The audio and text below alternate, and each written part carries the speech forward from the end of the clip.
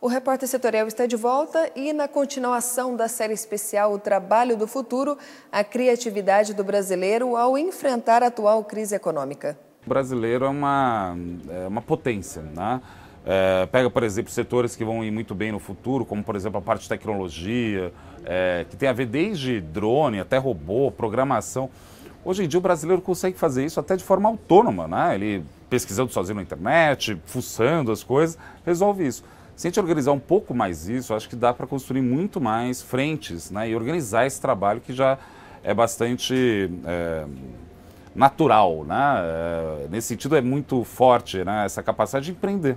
Né? Eu acho que o empreendedorismo sempre vai continuar no brasileiro, mas cabe ao Estado brasileiro dar condições para isso, né? Uma legislação adequada para empresas bem pequenas, né? A gente já está avançando um pouco nisso, já avançou bastante, até se pega um Simples, é um avanço fundamental quando você vai fazer o tratamento tributário disso. Mas assim, por exemplo, bancos públicos como o BNDES ter crédito, que seja fundo perdido para uma empresa de garagem. Só que isso só surge se os juros caem. Depois de uma intensa crise econômica, o governo federal tenta implementar medidas de ajuste fiscal que vão afetar diretamente os trabalhadores brasileiros.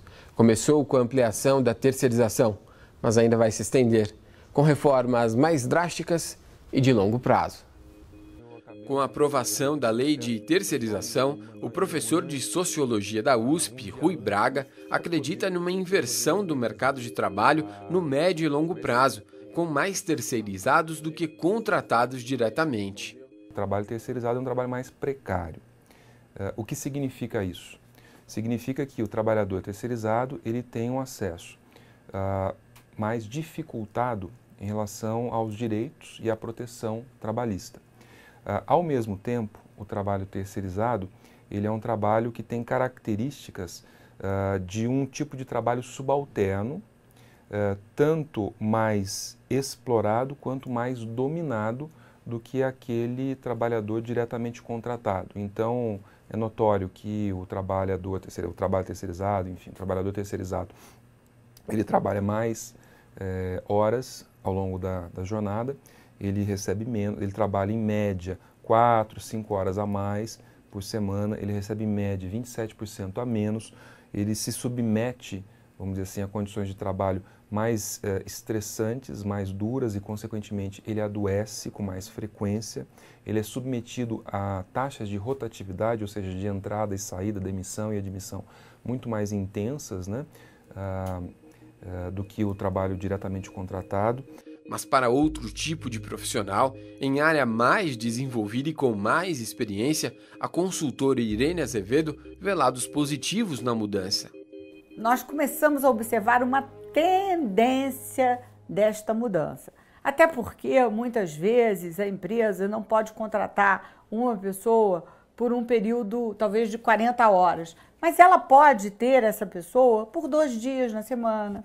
Então, isso a gente já começa a ver que isso já começa a ser uma alternativa, né? Gente muito sênior que está no mercado de trabalho, que às vezes barra, para dizer, mas eu não posso te contratar, isso é muito caro.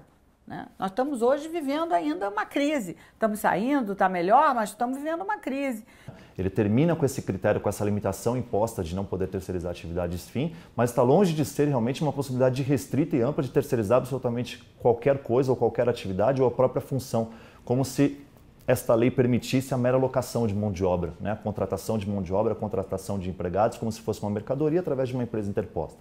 Essa é uma realidade que, a meu ver, não existe nesse projeto atual. Ele termina com esse critério de atividade fim e atividade meio, mas a terceirização ela continua encontrando limites justamente no modelo clássico do vínculo empregatício que está lá intacto na CLT. Isso não se alterou. Quer saber mais sobre a sua região? Fique agora com o Plantão da Redação.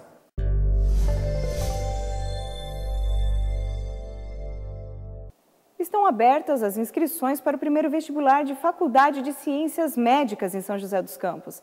120 vagas foram disponíveis. As aulas devem começar no dia 26 de junho. E a AMB Morumbi também tem autorização do MEC para iniciar o curso de Medicina em São José dos Campos. A previsão é que até dezembro as instalações fiquem prontas. A concessionária Nova Dutra realiza serviços de recuperação de pavimentação no Vale do Paraíba. As intervenções estão programadas para acontecer até o domingo, dia 21, e podem ser adiadas ou interrompidas em caso de chuva.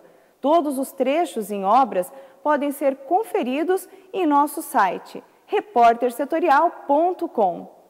Segue o Repórter Setorial.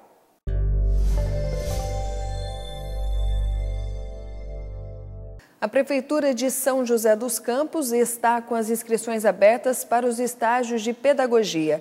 Os interessados devem se cadastrar até às 16 horas do dia 19 deste mês. No total, estão sendo oferecidas 31 vagas. Os estudantes selecionados irão receber bolsa auxílio, vale alimentação e vale transporte.